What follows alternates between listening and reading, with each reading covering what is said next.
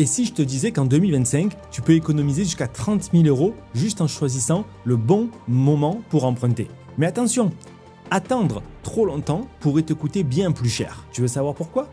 Alors, reste bien jusqu'au bout de cette vidéo. Depuis 2022, le marché immobilier est en pleine mutation. Les taux d'intérêt flambent, les investisseurs hésitent. Et pourtant, en 2025, il se passe quelque chose. La tendance change. Les taux amorcent une baisse. Alors que faire? Faut-il se précipiter ou, à l'inverse, attendre encore? Dans cette vidéo, on va voir ce que la baisse des taux d'intérêt change vraiment pour votre projet. On va voir pourquoi attendre peut être un piège et surtout comment se préparer concrètement à investir intelligemment. Alors, premièrement, petit état des lieux. En avril 2025, les taux moyens sur 20 ans tournent aux alentours des 3%. C'est bien plus bas qu'en 2023 où on était à 4,5%. On va même faire un petit rappel historique. En 2021, les taux, ils étaient autour de 1,2%. L'argent était pratiquement gratuit. En 2022, ça a commencé à grimper, inflation oblige, post-Covid. 2023, on était à un pic à 4,5%. 2025, début de la respiration pour revenir aux 3%. Pourquoi ça baisse? Parce que la Banque centrale européenne a commencé à assouplir sa politique. Elle voit que l'économie ralentit, donc elle allège un petit peu la pression pour redonner de la croissance. Petite anecdote, j'ai accompagné un investisseur en 2023, il avait un très bon dossier, mais son taux était à 4,3%, parce que le contexte oblige de l'époque. Il a quand même investi. Aujourd'hui, il est ravi, parce que le bien qu'il a trouvé, il est sous-coté de 15%. Étant donné qu'il n'y avait pas d'acheteurs à l'époque. Et ça, ce n'est pas possible avec un taux à 1%. Les marges de négociation étaient beaucoup plus faibles à l'époque. Avec des taux beaucoup plus élevés, il y a beaucoup moins d'acheteurs, ce qui veut dire que la négociation est beaucoup plus facile. Cerise sur le gâteau, aujourd'hui, cet investisseur a renégocié son taux. Donc, il y gagne sur les deux tableaux.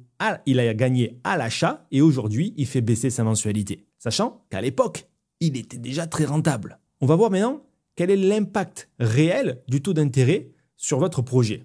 Faisons un exemple chiffré. Par exemple, pour acheter un bien à 200 000 €. Sur 20 ans, la mensualité du crédit serait de 1 265 € avec un taux à 4,5%, soit un coût total de 103 600 €. Avec un taux à 3,5%, la mensualité, elle est de 1 160 € par mois. Donc, pour un coût total à 78 400 €. Et si cette mensualité, aujourd'hui, elle est à 3%, la mensualité est de 1 090 €, pour un coût total de 61 000 € pour le même bien immobilier. Ce qui veut dire qu'il y a 200 € de différence entre le taux de mon investisseur de 2023 à 4,5 et le taux aujourd'hui. Sur la mensualité, 200 € de gagné.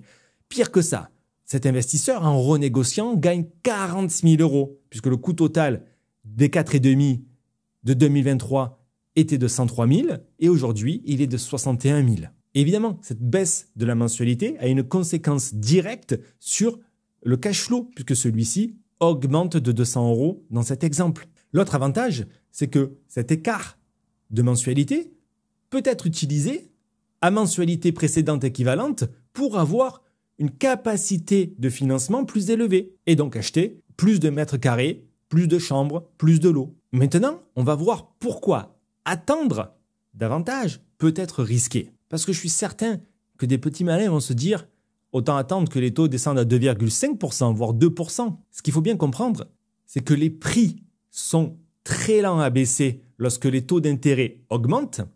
Par contre, lorsque les taux d'intérêt descendent, la conséquence sur les prix est beaucoup plus rapide. Ce qui veut dire que le marché, dans le contexte économique actuel, va réagir très rapidement. Quand les taux baissent, les acheteurs reviennent et donc les prix remontent. Il y a actuellement une courte fenêtre de l'espace de 6-12 mois où on peut effectivement bénéficier des meilleurs des deux mondes, des prix qui baissent et toujours de belles marges de négociation à l'achat sur des prix en baisse. Mais ça ne va pas durer. On va voir un exemple réel. En 2015, les taux ont commencé à baisser sérieusement. Résultat, le marché parisien est reparti à la hausse. Entre 2015 et 2020, plus 30% dans certains quartiers. Ceux qui ont attendu les meilleurs taux ont finalement payé leurs biens immobiliers bien plus cher. C'est un peu comme attendre les soldes pour acheter. Sauf que si tout le monde attend, les vendeurs n'ont aucune raison de baisser leur prix. Alors, vaut-il mieux acheter maintenant ou attendre? Pour moi, la réponse est assez claire. Est-ce que vous êtes en face d'un bon projet, bien négocié, avec du potentiel? Parce que dans ce cas-là, la question des taux devient secondaire.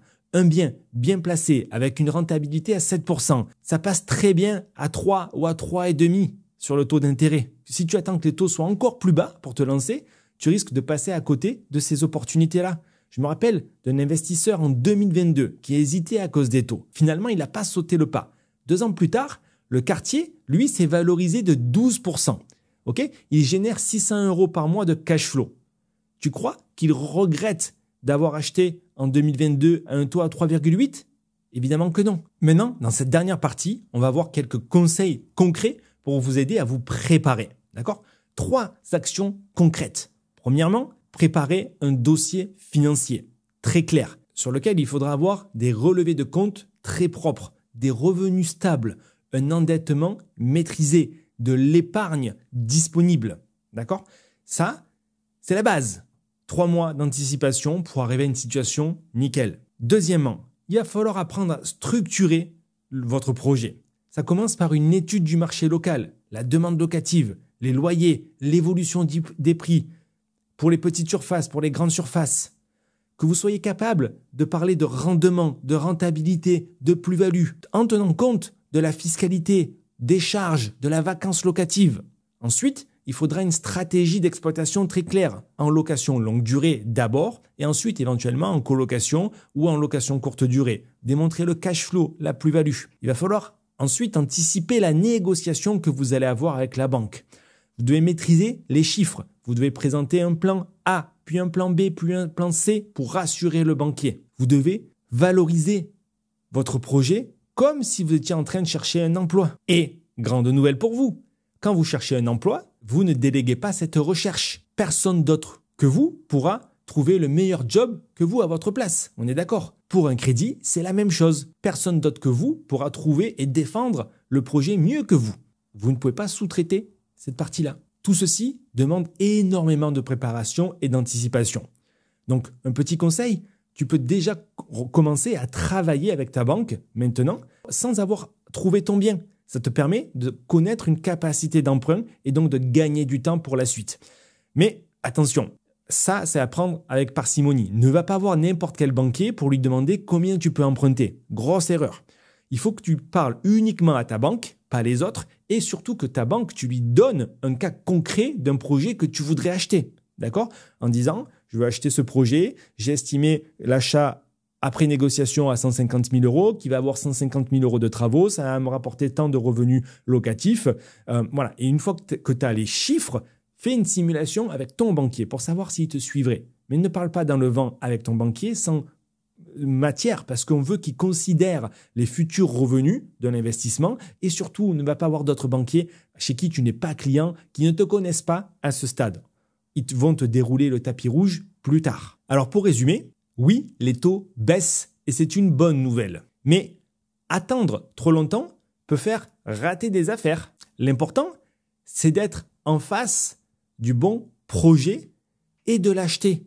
Peu importe le moment. Si vous êtes rentable avec des taux à 4%, c'est une bonne affaire. Vous pourrez ensuite renégocier le taux. Alors, si vous voulez aller plus loin sur ces sujets, j'organise une conférence en ligne sur les stratégies d'investissement immobilier en 2025. Je vous y expliquerai comment je sélectionne les biens, comment on se fait financer chaque année plusieurs opérations sans se faire bloquer, et ça, même dans un contexte économique incertain. Le lien d'inscription, il est en description de cette vidéo. Cliquez sur le lien, inscrivez-vous et on se retrouvera à la prochaine conférence en direct. C'était Julien Malengo, investisseur immobilier passionné depuis plus de 15 ans, marchand de biens, directeur d'une agence immobilière et d'une entreprise générale du bâtiment. Également fondateur de l'école des Investpreneurs. Je vous retrouve très vite, soit dans le live, la conférence qu'on va faire, soit dans une prochaine vidéo YouTube. Ciao, ciao. Abonnez-vous à la chaîne d'ailleurs. Ciao, ciao.